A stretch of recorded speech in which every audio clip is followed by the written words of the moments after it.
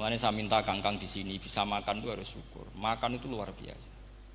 Saya itu sering nyontohkan di Jogja ini. Saya punya teman sakit, kalau nggak ada obat dari Belanda itu mati. Kalau ini nggak dapat obat bagus dari Belanda atau dari Jerman itu meninggal. Berapa bulan lagi matinya? 3 bulan. Kalau nggak sampai dapat obat mati 3 bulan. Oh masih mandi obat yang di Jogja, apa itu makan atau minum. Kalau orang nggak minum nggak sampai 3 bulan sudah mati. Boy orang itu mikir seperti itu. Tapi kita ini kalau obat dari Jerman, dari Belanda itu hebat. Kalau enggak kita mati sebulan lagi, 3 bulan lagi. Allah bikin obat pada kita tiap hari, yaitu kita bisa makan, bisa minum. Itu kalau sekali nggak makan 5 hari bisa mati sama. Tapi kita karena ngakan itu hal yang biasa, nak duit iso utang terus dianggap biasa. Ini kalau ulama masalah besar. Punya otak seburuk itu tuh masalah besar bagi ulama. Sehingga Allah tidak malu ketika ngendikan kulu wasrobu, tidak malu karena makan ini urgen, sangat penting. Dan Allah tidak malu meskipun Quran itu temanya kelas tinggi, biasa Allah mengatakan jong kueku kulu minta ibadi marusang nakum, kamu makanlah. Karena minum obat itu kebutuhan kita ketika sakit. Tapi kalau makan adalah kebutuhan kita sihatan wasukman, saat sakit maupun saat sehat. Nah, kalau Anda dengan kualitas ini, ketika Allah membicarakan makanan itu Anda akan respect sama Allah karena memang ini urgen betul. Tapi kalau Anda cara berpikir gini, hanya cari goro ibal ilmu yang aneh, yang seru, kamu baca ayat itu akan menjadi biasa-biasa saja. Dan itu masalah bagi mahabbah Anda pada Al-Quranul Karim.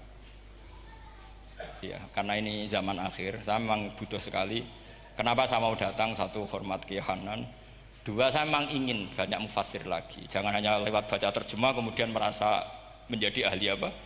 Quran atau ahli tafsir, itu musibah besar itu. Masalah besar itu. Ya pokoknya saya mohon lah. Ya setidaknya gitu. Misalnya orang kafir, kamu cari saja orang kafir. Ternyata ada yang harbi, ada yang dhimmi, ada yang mu'ahad, ada yang mustakman. Lalu dalam tarikh ada kafir Yahudi, kafir Nasrani, kafir ahli kitab.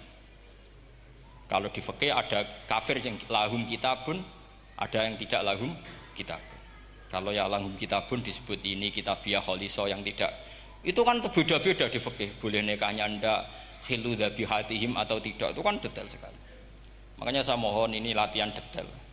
Oke, sampean tetap ngaji, sering khatam itu bagus karena mengumpulkan semua ilmu. Tapi sampean harus menganalisis secara apa?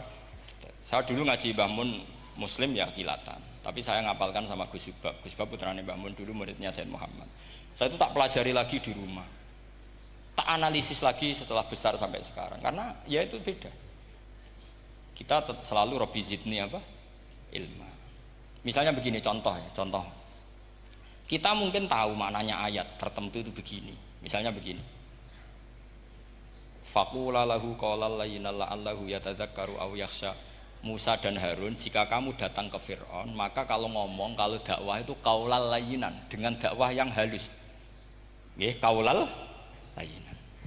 Ini bagi yang ekstremis harus baca dialek ini. Ini kisah nyata yang diceritakan Habib Zain bin Semit ketika ngarang Al-Manhajus Sawi. Juga diulang-ulang di beberapa kitab. Suatu saat ada ustadz, corong Jawa Kemelinti, datang ke Harun Ar-Rasyid. Harun Ar-Rasyid ini Banil Abbas, termasuk zuriyahnya Abdullah bin Abbas. Karena Harun